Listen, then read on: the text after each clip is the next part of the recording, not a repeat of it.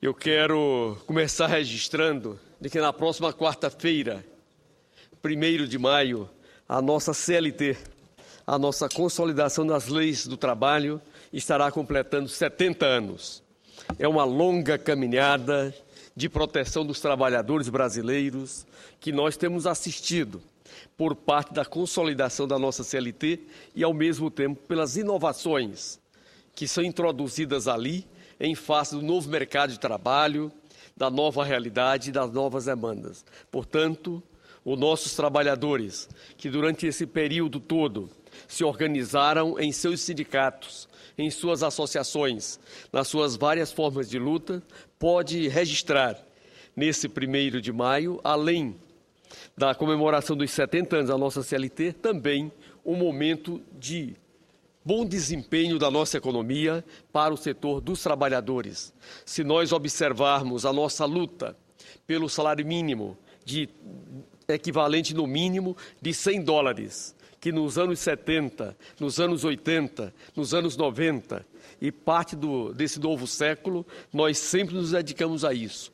Lembro aqui as lutas do senador Paulo Paim, deputado federal e sindicalista, o Vicentinho, e tantos outros em que se engajaram nessa bandeira a partir do nosso ex-presidente Luiz Inácio Lula da Silva, para que pudéssemos ter um salário mínimo equivalente a $100. Hoje, este salário mínimo ultrapassa $350. É uma luta permanente dos trabalhadores na recuperação do seu poder de compra, na distribuição da riqueza nacional.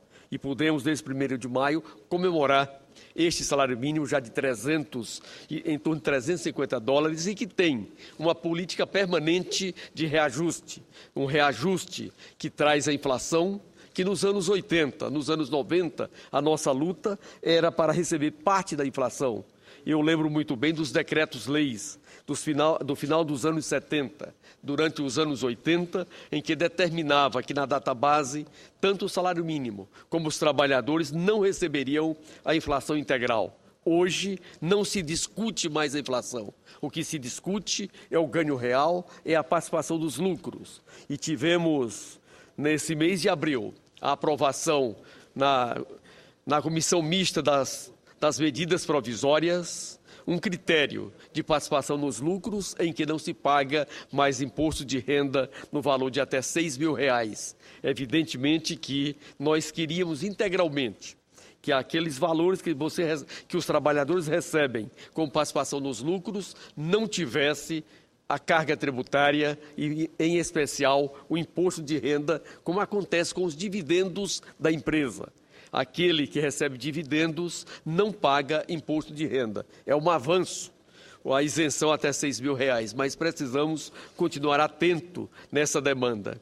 Se nós analisarmos os anos 80 e os anos 90, a época da reengenharia do mercado de trabalho, da reengenharia do emprego no Brasil, a grande luta dos sindicatos era exatamente pela estabilidade do emprego, porque ninguém tinha certeza de ter a segurança no mercado de trabalho.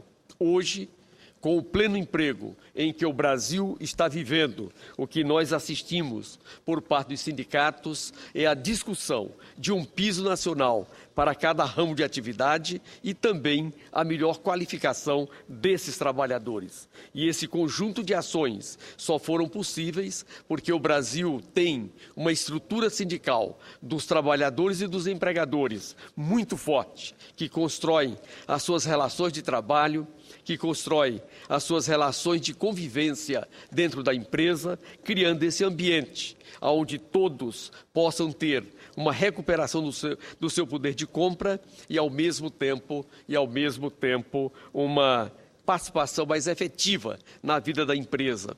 Se nós observarmos, de 2003 para cá, já são mais de 19 milhões de empregos formais, emprego com carteira assinadas, empregos de verdade em que o Brasil gerou acima do saldo que nós tínhamos no início daquele ano.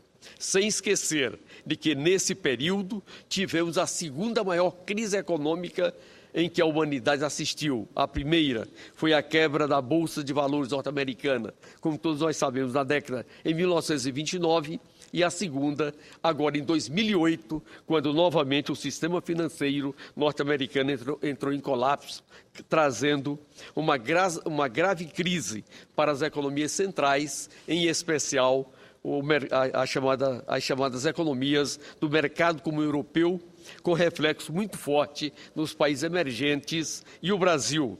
Sobre enfrentar esse problema da grave crise, sofremos um pouco, é verdade. Ainda estamos sofrendo, mas, de uma certa forma, passamos com menor desgaste do que outros países.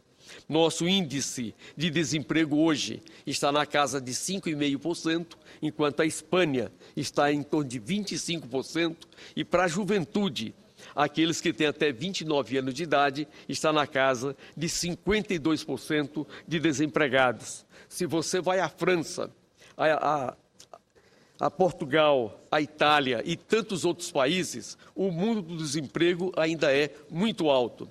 Enquanto no Brasil, nós conseguimos administrar esse processo, conjugando crescimento econômico com distribuição de renda e formalização do mercado de trabalho. É verdade que nós queríamos ter crescido muito mais, particularmente nos anos de 2011 e 2012, mas nesse período geramos em cada um desses anos mais de 1.300.000 empregos formais. E nesse 2013, no ritmo em que a economia está andando, na dedicação que tem nossos empregadores e os nossos trabalhadores, nós deveremos gerar mais de 1.700.000 empregos. E, ao mesmo tempo, temos clareza da necessidade de formar ainda mais a mão de obra dos nossos trabalhadores para assumirem os bons empregos que o Brasil está gerando. Exatamente por isso, nós terminamos de modificar o Pronatec na comissão mista das medidas provisórias e agora encontra-se na mesa da Câmara dos Deputados para fazer essa alteração, como forma de oferecer mais vagas na formação da mão de obra, para que possamos chegar em 2014 com, no mínimo, 8 milhões de trabalhadores sendo qualificados e requalificados para essa realidade. Não podemos também deixar de esquecer o papel das micro e pequenas empresas na economia brasileira. Se nós analisarmos, após a aprovação do Simples Nacional, em dezembro de 2006, tivemos um crescimento significativo desse setor dos micro e pequenos empresários brasileiros, chegando a 7.300.000 empregos formais nesse mês de março de 2013. E se nós voltarmos a 2007, a janeiro de 2007, junto às micro e pequenas empresas, nós tínhamos algo em torno de 1.337.000 micro e pequenas empresas formais no Brasil.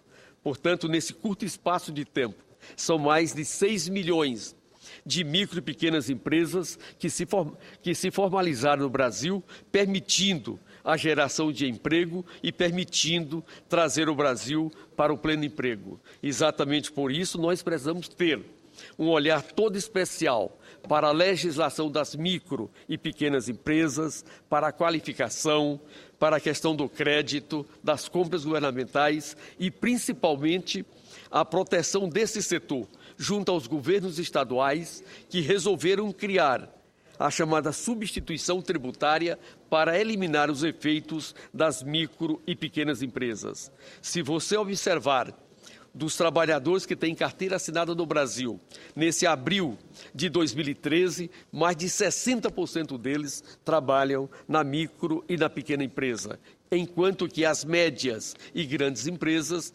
alguns setores têm gerado emprego, mas a média delas a cada ano é negativo. Portanto, quem está sendo responsável pela geração de emprego, pelo primeiro emprego daquele jovem que entra no mercado de trabalho, são exatamente as micro e pequenas empresas. Se nós observarmos o papel dos empreendedores individuais, que basicamente iniciou em fevereiro de 2009. Já são mais de 3 milhões de empreendedores individuais formalizados e que serão, no dia de amanhã, médios e grandes empresários, que é o desejo de todos eles que querem crescer.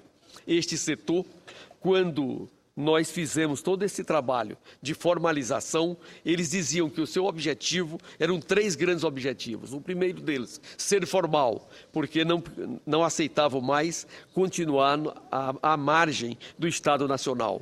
O outro grande objetivo desse segmento era fidelizar a sua clientela, porque se não sendo formal, não tinha local para fidelizar a sua clientela. E o terceiro grande objetivo era emitir a nota fiscal dos seus negócios e, com isso, ter acesso ao crédito. E esses 3 milhões de empreendedores individuais hoje podem comemorar esse feito. Exatamente por isso, nesse 1º de maio, agora, quarta-feira, nós esperamos que um outro segmento dos trabalhadores, que são as trabalhadoras domésticas, também possam ter a regulamentação dos seus direitos, objeto do reconhecimento da Emenda Constitucional 72. E eu tive o cuidado de apresentar um projeto de lei complementar para que a diarista, que é algo em torno de 1.900.000 diaristas que nós temos no Brasil, possam se formalizar como empreendedores individuais que são, e dessa forma ter a sua proteção previdenciária, ter os seus direitos garantidos e, ao mesmo tempo, poder se formalizar, como nós já fizemos com os empreendedores individuais. Esse público vai exigir, principalmente do SEBRAE, muito mais qualificação e muito mais melhoria do desempenho das suas atividades, para que no dia de amanhã todos nós possamos dizer, ao completar 70 anos da nossa CLT, nós temos um mundo do trabalho muito mais justo e, acima de tudo, muito mais competitivo.